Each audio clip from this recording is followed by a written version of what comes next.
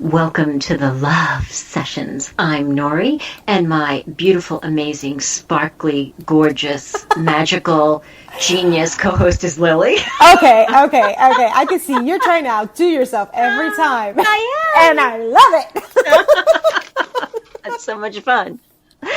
Oh boy, I ran out of breath. How are you, Lil? I am fantastic. Yay! Always hearing your voice, hearing your intro. I love it. How are you doing? I'm good. I was listening to some music this morning, and I was like, God, music is such an energy shifter. It's such an uplifter. It's such a feeling evoker. That is true. Music is so powerful. So powerful. It's a beautiful gift. It is a beautiful gift. Mm-hmm. I love how, music can energize you. Yes. And just like get you going. It can also calm you. Yes. Meditation music, mellow out. It can also trigger a lot of emotions. Definitely. Yeah. Definitely. I love when where everything else stops, when there's that certain music, that certain melody, that certain instrument, where everything else stops and you go in, you just really go into giving everything that you have to listening to that part of it. It's so healing. It is. It's magical. Oh, yes. It is. It is magical. It really is. And I don't even know if sometimes people even realize how powerful and how magical and how useful music can be. Yeah. Right. You can instead of it happening to you, you can use it to affect you, to impact your energy, to impact the way that you're feeling, to reinforce, things that you love about yourself, to reinforce what would it be? Your self-love, your self-care, right? Yeah. I mean, how many times did we listen to a song and, think about that other person, get all gushy about the other person, and what if we felt that way about us? Yeah. It's so funny that you bring that up, because that's one of my favorite things to do, and even to do with clients and sort of give them a little assignment. But I love doing it is listening to love songs, like you said, a love song that would be about another person. But when I'm listening to it, actively feel myself singing that song to me, singing those words to myself, not someone else singing it to me, but actually me singing it to me. It's powerful. And I'm very emotional, and I'm a crier. The tears will flow, and it feels so good. It feels so amazing. Like, forget about that other person. Oh, me. One of my favorite ones is "The Wind Beneath My Wings." Oh yeah, yeah. Take that song. I'm inviting the listeners. Take that song, listen to it as if you are singing it to yourself. Wow. Your world will change. That's super empowering. And, initially you may think, well, no, love songs are not meant to be like that. You're supposed to be thinking about that other person. But if we did do that with that song or any other song that empowers us, every other relationship in our life would be made better as a result of it, because we're better as a result of it. Absolutely. The most important relationship we will ever have is the one with ourselves. And loving ourselves, which is the whole reason that the love sessions exist. It's all about bringing that love back to you. Loving ourselves is the most beautiful thing that you will do for yourself and for everyone else in your life. Absolutely. So yeah, turning those songs around, it does feel awkward. It feels weird at first. You probably might have to try it a few times and maybe experiment with a few different songs. But once you get it, it's like, wow, Right. Okay. That's what I was thinking, that it might take a few tries, right? Because you may feel like, oh gosh, this is silly and I can't do this. And, Yeah. so it may take a few tries to break through that perception that we have about it. But there were times where I was able to do that. And it was, I don't even really know the right words to describe that feeling, where you feel that you are so, you can rely on yourself, and you know that no matter what turns up in life, that you're going to be okay, because you have this deep and intimate and loving relationship with yourself. Yeah. Yeah. And it's something to nurture and to take care of, and be thoughtful about it. You know, like in a romantic relationship, we love, the romance of it. In Spanish, we use the word details, los detalles. Someone that thinks about the details. So like bringing flowers or writing notes, or those little things that mean so much. Do those for yourself. Absolutely. Why not?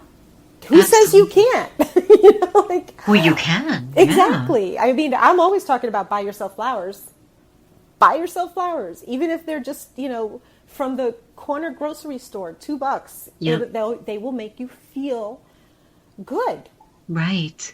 And the other thing that just came to me when you said that is, because I have been doing that. I took your buy yourself flowers advice years ago, and when you get comfortable with it, people get to know, they come over your house, they get to know that you have flowers, and, and intimate people in your life get to know how you take care of yourself. And I think by virtue of that, we're showing other people how to take care of us too. Yes. Right? Yes. Ooh, big ding, ding, ding, ding, ding. So important. Yes. Ring the bell. Ring the bell. Ring it a lot. Yes. That is so true. We teach other people how to treat us by how we treat ourselves, letting them see that. So you have to start with loving yourself. And music is such a powerful tool. Why not use it? And music is kind of always there, right? Like, you get in the car, there's music. Maybe you're in the elevator, there's music. You're sometimes in the office, there's music. So what a great reminder that is, to pull us back into the mindfulness to, hey, I really do love you, and no matter what happened this morning and it started off bad, it's okay, because you're really amazing. You handled it. All of the little things that can happen during the day, in just, you happen to hear a little partial snip of a song. You're like, oh yeah. And you think about that relationship with yourself and how solid you are. You're just solid. You're just like really good friends with yourself. Yeah. Oh, I love that. Yes. Yeah. I love that. Be your own best friend. Absolutely. It's so important. We're talking about music as a tool, but it really, really is. There's a whole, I started to learn about this when my daughter was into writing music and writing songs, and her teacher was explaining about certain notes and chords, and I'm sure listeners out there that know about this stuff will be like, oh yeah, and it's this, that, and I might get some of it wrong, but certain notes, certain chords, certain combinations are actually trigger emotions in us. Interesting. Yeah, they could trigger sadness, they could trigger, love, they could trigger any kind of things. It actually works that way. So music writers, that's why when you hear a song, all of a sudden you get into it and you're like, some songs might even make you cry. Your emotions are all carried away. They're actually written that way. So music is not just like pretty, like, oh, it's pretty, no, it's a real tool that you can use. So why not use it to help you love yourself more? And here's on the flip side, to help you release things. Ooh, this is good. Yeah. The same way that I use those love songs to remind myself that I am my own hero, that I am the wind between my own, underneath my own wings, and all that stuff. But the breakup songs, who doesn't love a good breakup song? Right? right? Right? But sometimes we got to break up with parts of us. We got to break up with Wow. our fear and our guilt over something, and feelings of inadequacy or whatever. So Right. I use those songs too. Break up with all that.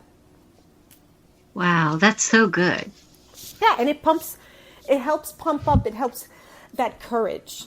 Pump up that courage. The same way that, good workout music, you play good music that makes you want to run faster or whatever. The same thing that triggers all those things. If you listen to a breakup song and you're like, letting out all your anger or frustration towards that other person, let all those feelings out that you're carrying around for yourself. With all that baggage that you're, all that negative. We just did a love sessions on negative self-talk and all of that. You can break up with that stuff I like that. with the songs.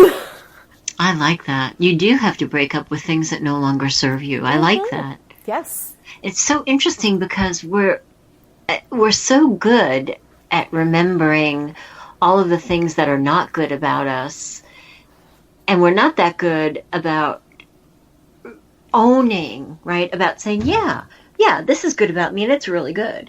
Yeah, I'm trying to write a bio. You have to write bios for websites and stuff like that, and I needed help, and I thought, well, why don't I know that? Why don't I know that I'm good at that, or that, this is the thing that I do really well. And so I love the idea of using music to reinforce the amazing things that are good about us and to break up with the things that no longer serve us. That's so good. Yeah, I love it too. It's a fantastic tool. And it's so easy. It's really so easy.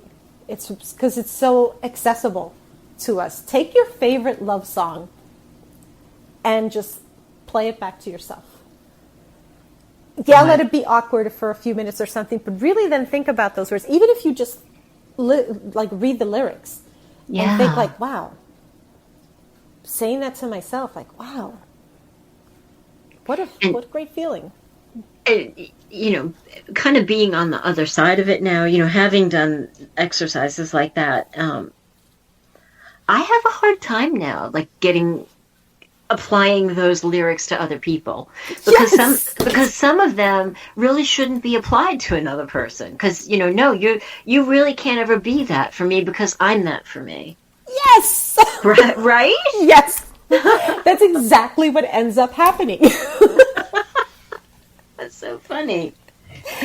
And so wow. here's a really great thing about that, because if you have a relationship and there's like our song, yes. and then you break up with that person or whatever, and now you hear that song and it's like, oh, I don't want to hear that song. If it's never their song, if it's always your song, you're always going to feel good.